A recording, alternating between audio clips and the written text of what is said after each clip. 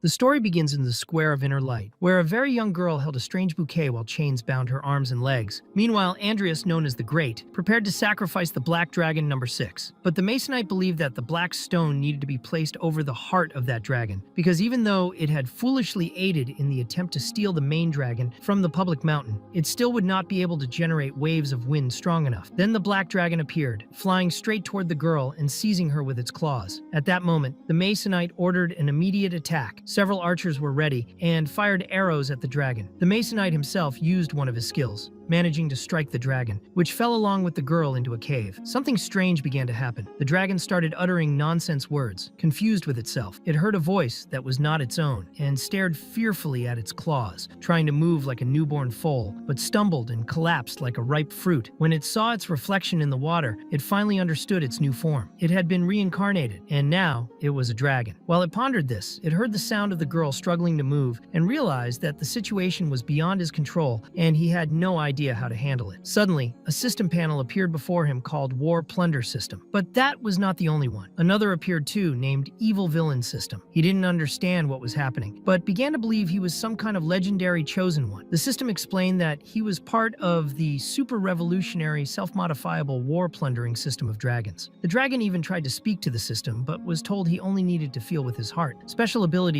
could be activated by receiving the favor of a special female NPC. Soon after, he received other instructions saying that he could click on enemy points to kill and absorb half the power of justice or eliminate players to advance within the system. In the midst of all this, he no longer knew if he was in a game or reality, but a notification made it clear he had kidnapped a female NPC ranked SSS. Even so, the dragon got distracted, reading comics while the girl still hadn't woken up. When he realized what he was doing, he was startled to see the girl hugging his tail for warmth. He was impressed by her SSS rank and thought perhaps he really was the chosen one. Upon opening the character panel, he saw that the girl was 18 in Elven age, hungry, cold, and suffering from a disease that left her with only 2 days of life remaining. The system said he needed to win the girl's favor. Seeing her on the verge of death, the dragon grew sad, realizing there was no free lunch and things weren't going the way he thought. Trying to help, he searched the cave until he found a bear's hide to cover and warm her, which slightly increased her favorability. Thinking it would be easy to fix everything, he asked the system for another way to increase her affection, but it refused. So he begged like a kitten, asking for help, saying he was hungry and didn't even know how to walk properly. That was how he managed to convince the system to give him a temporary body recovery card lasting 30 minutes, with the side effect of an hour of weakness afterward. Once it ended, he would have to return to his residence. The dragon found this frustrating, as the system gave and then took away. Still, he used the card and went to look for food outside the cave. He tried to gather fruit, even though dragons didn't eat such things, but soon realized he needed meat. Exploring, he found a deer and pieces of flesh along the way, but in doing so, he accidentally trespassed into the territory of level 3 magic wolves. Though nervous, he knew he could easily defeat them. Using one of his strikes, he killed one, terrifying the others. After defeating them, he returned to the cave but accidentally woke the girl, who was terrified. She pretended to still be asleep, but the dragon believed her and cheerfully appeared with fruit for her. He only wanted to know how to feed her. The girl suddenly rose, stake in hand, trying to ward him off, but was surprised when he placed a fruit directly in her mouth, the stake shattering against the dragon's paw. Inside the cave, the white-eared girl looked at the dragon with suspicion, wondering if he intended to devour her. After all, she would be tasty prey and was defenseless. But the dragon was too foolish to do such a thing. Embarrassed for giving her the wrong impression, he tried to communicate, but all she could hear were frightening roars. The shock was so great she fainted instantly. The dragon panicked, not understanding what had happened, and consulted the system. The answer was direct. Fright and elevated body temperature had caused the fainting. The system then showed that because he had killed hostile Silver Moon wolves, he had earned 30 points and now had access to the system shop. Without delay, he looked for something to cure the girl's illness. The system offered a Chinese herbal medicine called huangqin, used to treat high fevers. It was a remedy from the original world of the young man reincarnated as a dragon. The medicine came in the form of a flower, but the dragon had no idea how to use it. Confused, he chewed the flower in his mouth like a bird feeding its chick and pushed the remedy into the girl's mouth. At that moment, the temporary recovery card expired. The effect ended, and he collapsed from weakness right there. Meanwhile, the girl had a nightmare of the black dragon attacking her. She woke up startled, tasting the bitter medicine in her mouth. Gradually, she realized he had cared for her, gathered fruit, and even tried to heal her. Her favorability rose significantly as she came to believe the dragon was gentle and protective. She tried to wake him, thinking he had died from the stake she had used earlier, and wished for him to recover quickly. Since favorability had reached the required level, the system unlocked for him, the skill called Devour, which restored the body rapidly, generated energy, but also greatly increased hunger. Soon, the dragon awoke with terrible hunger. He was so weak, it felt as if he had smoked something strange, confused by his own state. Consulting the system, he saw he had obtained the ability, but the warning was clear. He needed to eat soon. Starving, he looked at the sleeping girl and was nearly tempted to truly devour her, but managed to restrain himself. As he writhed with hunger, he noticed her favorability had risen even more while he slept. He imagined she must see him as magnificent, powerful, and trustworthy. But then she began coughing blood, and he panicked, not understanding why she was worsening. It was then he decided to give her a name, choosing to call the elf Anna. The system informed him that by conquering the NPC, he had earned 2,000 points and could now perform bodily modifications. He then realized he was responsible for curing her, but prolonging her life with medicine wasn't a permanent solution. Opening the shop, he found many items and even saw a dress. The price was absurd, 10,000 points, leaving him furious, since the shop seemed to offer things for the girl rather than for him. Searching further, he found a cheaper dress and decided to buy it. The system automatically dressed Anna, leaving the dragon embarrassed, afraid of staring too much. He resumed searching for a cure, and upon opening the body modification tab, saw options like reinforced claws, iron scales, and even appearance changes. But he chose to focus only on useful modifications for medical treatment. That's when he found an item that allowed rudimentary understanding of certain states and conditions. He purchased it immediately. The system warned there could be discomfort, and indeed, there was. He rolled on the ground in terrible itching, but with it, he realized Anna had a sprained ankle and small abrasions, and was astonished she was still alive. But his peace ended abruptly. A group of black mercenaries was approaching the cave. Among them was a knight named Wells, and another, Selena, a fire mage who, though not very powerful, still posed a threat. The dragon knew this was no friendly visit. Using his accumulated points, he reinforced his claws, teeth, and scales, preparing for the battle that was about to begin. Without wasting time, the black dragon began to fly, leaving behind the cave and the still sleeping girl. The group of mercenaries was already in position and ready to face him, but he flew right past them, which caused great confusion, especially for Selena, who sensed something was wrong and decided to wait before acting. Wells thought she was a coward for this and claimed she was useless, reminding her that she had already failed to cast the binding spell in Anlia's square. If not for that mistake, they would already have captured the stupid dragon. Selena was furious at the way she was treated, but even so, they followed the dragon as he flew west. Selena found it strange that the dragon was leaving the depths of the forest and heading toward the outer border. She began to suspect he was trying to lure everyone away from his true treasure. She believed he had hidden something on the other side of the forest and was flying only to mislead them. Suddenly, the dragon began devouring soldiers along the way to regenerate, which enraged Wells. He launched an attack, but his sword didn't even leave a scratch on the dragon. Its resistance was so absurd that the dragon thought it was nothing more than a flea scratching his back. Without the slightest effort, he killed Wells in a single strike, shocking the other knights as they witnessed their leader's death. Their courage crumbled instantly, but since the dragon didn't want to waste the chance to earn system points, he used his tail to knock them all down with precision. Even so, one managed to escape, but he still accumulated 150 points from that battle. Then he remembered Selena, who hadn't joined the attackers. The scene shifted to her inside the cave, healing the elf girl the dragon called Anna. When she realized the dragon had returned, she tried to drive him back, preparing a spell to capture him, but her mana was already low and her body exhausted. Even so, she managed to cast the magic and trap the dragon, who in that state looked more like a helpless lizard, completely confused by what was happening. Selena laughed at the sight while he struggled to break free. Using his claws, he shattered the magical prison and held her tightly, showing how tired he was of her. He roared at Selena, demanding answers in the dragon language, growing irritated when she didn't understand. Realizing he needed to modify his vocal cords, he consulted the system, which said it was possible for 300 points. The problem was, he only had 280, and the system seemed to enjoy his misery, offering a loan with 50% interest, making things even more unfair. With no choice, he accepted, ending up in debt with the system for 330 points. As soon as he was able to speak, he asked who had sent Selena and what her true purpose was. She was shocked to hear his voice, but he gave her no time to react, pressing for answers. She explained that they were part of a mercenary group hired by King Anlius. Their mission was to hunt the black dragon to feed Prince Anlius, who suffered from a fertility problem. Only by eating the dragon's heart and cucumber could the prince be completely cured. The dragon was outraged at this revelation, for not only did they want his heart, they also wanted his stock, which was simply outrageous. His anger grew to the point that he began squeezing Selena in his claws while she begged for her life. The scene then shifted to the palace, where King Anlius sneezed and received reports that the dragon had still not been found. He accused his knights of incompetence, while Master Mason explained that the dragon had reincarnated and inherited the original's powers. In only a month, he had crossed the Gen Mountains, and his strength was growing rapidly. The problem was that tracking the monster consumed both energy and magical resources, so Mason demanded greater payment. The king was furious furious at the wizard's greed, saying he had already paid 3,000 golden lions and even granted him knighthood. Still, he agreed to give another 500 lions, adding that if that wasn't enough, he didn't know what else to do. The scene returned to the protagonist's cave, where the dragon had tied Selena with a root and was rummaging through her belongings. He found several healing potions and asked if any could cure him, but Selena bluntly said none of them worked on dragons. The black dragon carefully released her with his claws and revealed that what he wanted was for her to heal the other girl. Selena was shocked to realize the dragon didn't know she was a princess, but he made it clear he did know. Even so, she couldn't understand why he wanted so badly to save that girl. The dragon simply said they were good friends, leaving Selena even more confused. Since her favorability with him had increased, he was able to view her attributes and discovered her full name was Selena Ludi, ranked SSS. That surprised him, especially because her favorability was still negative at -30. Seeing this, the dragon accidentally said it out loud, and Selena heard him. To cover it up, he changed the subject and asked about Anna's condition. She had suffered too much damage, and a simple recovery potion wasn't enough. Selena needed a clean, organized place with medicine, food, and a skilled priest to help with healing. This made it clear that dealing with women was far more complicated than he had imagined. The foolish dragon had gotten himself into this situation and was now upset that he had to find a priest, all because Selena wasn't a professional healing mage. Anna then woke up and asked them to stop arguing. She showed gratitude to the black dragon and said she was feeling better. The system notified him that Anna's emotions were unstable and required direct comfort from him. Without thinking, the dragon put Anna in his mouth. Selena panicked, thinking he was about to eat her, but in fact he was only removing the chains from her body. After that, he carried both girls in his arms, knowing the place was no longer safe and they needed to find shelter quickly. The scene then shifted to a moment when they were eating meat in a new location. There were some humanoid creatures there known as kobolds. They approached the dragon, and one of them was touched by him on the head with his claw. The touch sent the kobold into bliss, like a puppy receiving affection from its master. They were all fascinated to be in the presence of a living dragon. This particular creature represented the Broken-Tooth tribe and swore loyalty to the dragon. The system warned him that this being was literally a man with a dog's head and not very strong. The dragon saw no reason to accept him as a servant. Even so, the dog-headed man named Balikli promised to help increase the dragon's wealth if they explored dens and mines together. With that, the dragon decided to hear him out, but would only agree if they found a spacious, dry lair where he could rest. Balikli immediately swore to fulfill that request for his new master. Then he introduced the dragon, Anna, and Selena to the Broken-Tooth tribe. The place was well organized and seemed safe. Soon after, the dragon made a loud oath declaring his full name, Sunian Walterus Patunak, and accepting the loyalty of the tribe. He promised to share the legacy of dragons and bring protection and stability to all who live there. He then asked Balikli if he truly wished to become his kin. The dog-headed man accepted without hesitation, saying he had waited his whole life for this. Patunak, however, was not fond of such symbolic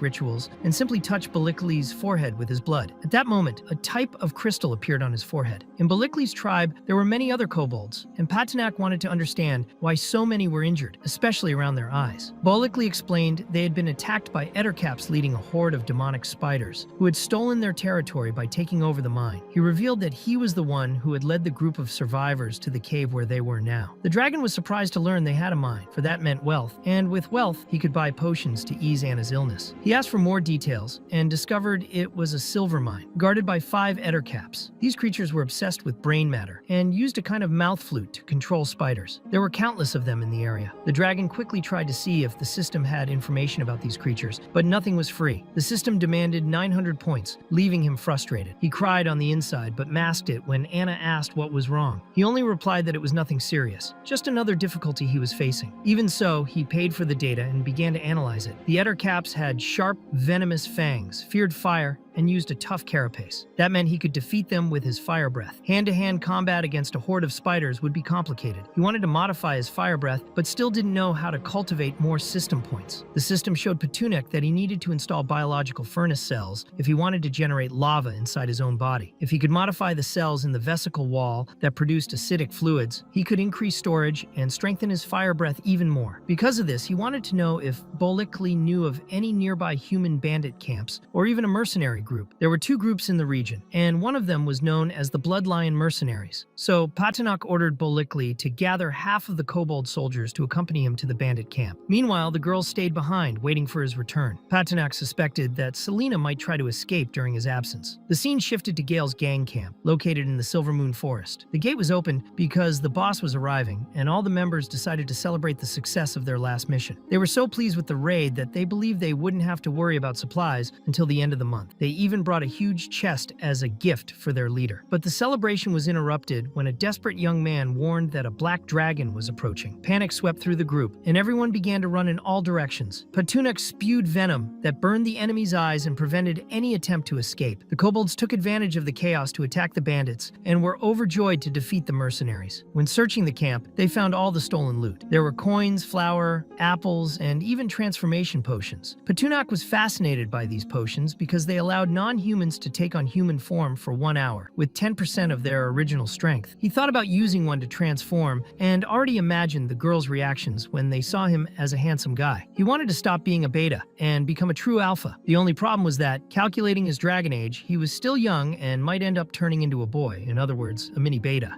Even with the risk, he decided to test the potion. After all, he would return to normal after an hour. To his surprise, he turned into an egg. The egg cracked, and a little brat with horns was born. He got horned even before being born. Balikli was completely shocked to see Patanak's new appearance. He couldn't understand how that was possible. Patanak was exactly as he had come into the world. He thought the system would automatically provide clothes, but that didn't happen. The system justified it by saying the transformation was so fast that it didn't have time to load the outfit. Once the clothing issue was solved, he finally appeared dressed. In fact, he looked far too handsome. No one would say he was the same dumb dragon as always. He even worried about the differences between humans and dragons, but believed he could adapt. In his past life, he had been an attractive man but still acted like a complete fool. He then asked if Balikli had already organized everything. The poor fellow was carrying boxes and arranging baggage, and soon everyone was ready to return to the dragon's lair. Patanak learned to switch between human and dragon form, while the potion remained active. The scene shifted to Selena and Anna, who were still in the lair. Selena thought that was the perfect moment to escape. However, Anna noticed she was planning to leave. The mage tried to disguise it by saying she was going out for a walk, and pretended she had no plans to flee. In truth, she knew the mercenary group had been destroyed, and that she really had nowhere to run. Anna had found kobold eggs and was playing with the hatchlings that had just been born. Selena grew curious when she saw this and asked if Anna wasn't afraid the dragon might do something to her. But Anna knew Patanak had always been kind. Selena found it all very strange because, in the end, Patanak was still a dragon, a creature known for chaos and destruction. To her, Anna seemed to be suffering from Stockholm Syndrome, like those girls who fall in love with bandits. At that moment, one of the kobolds announced that Patanak and the soldiers had returned. Selena was shocked by how quickly they came back. Patanak appeared smiling, using his dragon form to extend the potion's effect. He was greeted with a staff strike to the face to knock some sense into him. That annoyed him, and he had to make it clear that he was indeed Patanak. But he was caught off guard when he noticed some kobolds lying on the ground. Selena trembled as she explained that Anna had been captured by monstrous spiders. She was already apologizing for failing to protect the elf. The dragon simply patted her head, taking all the blame upon himself and saying to himself that he was the one who should protect everyone. At that moment, Selena's favorability suddenly increased, allowing Patanak to swap the primary modification of the biological furnace with the primary accumulation of dragon breath. The exchange was successful but cost 2,000 points, and right afterward he felt excruciating pain in his throat. The process was agonizing, and he started coughing up blood on the spot, terrifying Selena, while he tried to reassure her that it was nothing important. He still couldn't believe those spiders had dared to capture his SSS elf, and so he concluded that those creatures were asking to die. One of the kobolds guided him to the spiders' territory, where his old lair had also been stolen. Patunak didn't want to waste time hunting them one by one, and decided to go full speed straight to the creature's nest. On the way, he got caught in webs stretching in every direction, but he used his fire breath without a second thought. The flames spread, wiping out dozens of spiders at once. Without hesitation, he entered the cave and demanded to know where Anna was. As soon as he got an answer, he slammed the enraged to the ground in rage and rushed to the deepest part of the cave, where he found the elf completely wrapped in webs. He quickly freed her, and she showed gratitude for the rescue. Patanak declared with complete sincerity that she was very important to him, and that he would do everything to protect her. With that, Anna's favorability increased by 100 points. That was enough to activate the system's second stage and unlock the intermediate level Devour skill. This new ability not only restored physical condition, but also increased strength and promoted bodily growth. In addition, he received 3,000 points and was ecstatic with the reward. But something still bothered him. Patanak found it strange that Anna had recognized him even in human form. The elf explained that it didn't matter what he transformed into, she would always recognize him. With that, they returned to the lair, and Patunak kept giving her potions as if he were feeding a baby. No one knew how he would react when she eventually rejected him in the future. Her favorability continued to rise very slowly, almost stopping, which began to irritate Selena, who watched him treat Anna as if she were made of glass. He gave her potions, as if they were water, and suddenly he remembered that there might be sweets among the battlefield loot. When he opened a chest, he found something completely unexpected. unexpected. Inside was a tied-up girl, and he had no idea what that meant. Selena noticed Paternak's shameless look and immediately interrupted any stupid thoughts because she thought he was a complete pervert in Felipe Neto style. Anna, on the other hand, didn't understand what was happening and asked Selena what that was. Paternak tried to explain himself, saying he hadn't done anything and that they should ask the girl directly. He removed the cloth covering her mouth, and she immediately started screaming, begging the bandits to leave her alone. The girls released the prisoner, who only wanted to stop crying. Anna began to suspect that maybe Paternak hadn't been the one responsible for that, and the dragon himself looked at Balikli for explanations. The kobold replied that he had only carried the boxes and didn't know someone was trapped inside them. Paternak also had no idea how that had happened. At that moment, a powerful will spread throughout the world, and the system activated a world-level mission. A countdown appeared, announcing that the Chosen One would arrive in 3 days. Paternak had no idea what that meant. He tried asking Anna if she had seen anything, but it was Selena who answered, saying she only saw a miserable, despicable dragon. That irritated him because it clearly wasn't what he wanted to talk about. For him, everything was turning into complete chaos. There was the system, debts, a so-called Chosen One, the beginner's village, and on top of that, reality was mixing with the game world. The system then explained that the world called Mortal Destiny, which had only been a game,